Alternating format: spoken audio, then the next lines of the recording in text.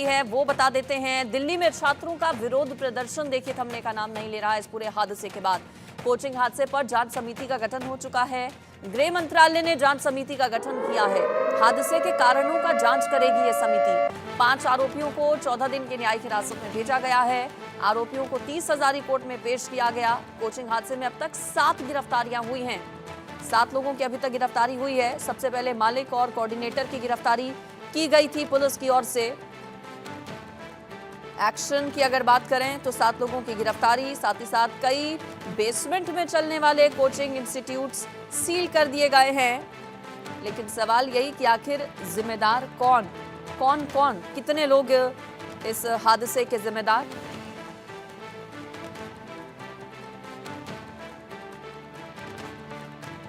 तो असली गुनहगार की गिरफ्तारी कब तक होगी और ना जाने कितने गुनहगार हैं इस पूरे मामले के।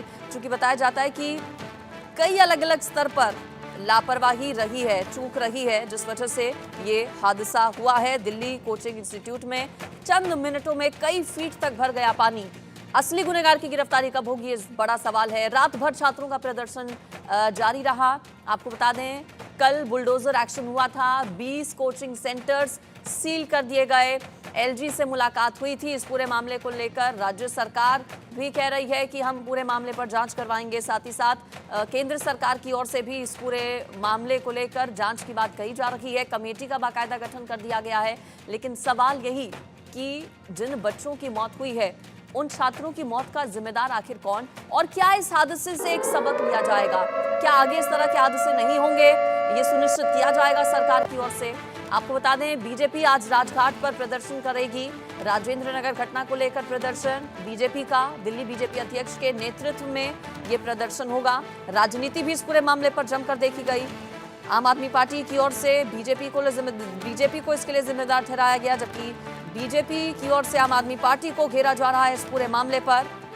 कोचिंग हादसे में एक एक कर कई खुलासे भी हो रहे हैं और एक जानकारी ये भी मिली है कि किसी भी विभाग की ओर से अपनी जिम्मेदारी नहीं निभाई गई थी। कई अलग अलग स्तरों पर लापरवाहियां हुई जिस वजह से ये हादसा हुआ।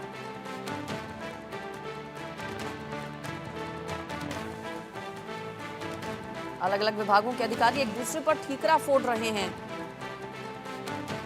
राजधानी दिल्ली में देखिए हर काम के लिए अलग अलग विभाग हैं, लेकिन जिम्मेदारी लेने के लिए कोई भी तैयार नहीं है। छात्रों की ओर से आरोप लगाया जा रहा है कि सिर्फ खानापूर्ति हो रही है। इंसाफ चाहिए उन्हें। उनके साथियों की जो मौत हुई है उस पर सख्त एक्शन हो।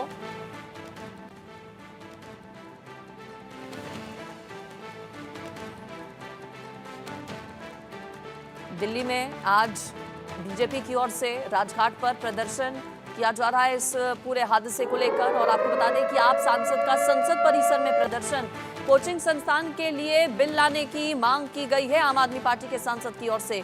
बिल लाने की मांग को लेकर प्रदर्शन, देश भर में कोचिंग संस्थान को रेगुलेट करने की मांग आम आदमी पार्टी की ओर से की जा रही है।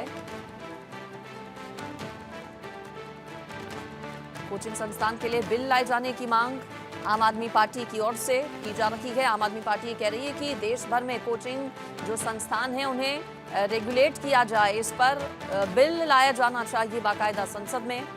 कोचिंग हादसे पर एक्शन क्या हुआ है ये भी हम आपको बता रहे हैं। गिरफ्तारी 7 लोगों की हुई है। 5 लोगों को न्यायिक हिरासत में भेजा गया है।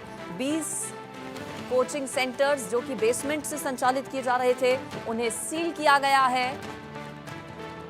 लेकिन सवाल यही कि जिम्मेदार कौन और क्या इंसाफ इन छात्रों को मिलेगा, उन अभिभावकों को मिलेगा जिन्होंने दिन रात मेहनत कर लाखों फीस दी अपने बच्चों को पढ़ाई करवाने के लिए। जिन छात्रों की जिनकी मौत हुई है वो कल को IAS IPS अधिकारी हो सकते थे, कोई कलेक्टर हो सकता था, कोई SP हो सकता था, कोई DM हो सकता था, लेकिन इन छात्रों की मौत हो गई और कोई गुनाह नहीं था इन छात्रों का।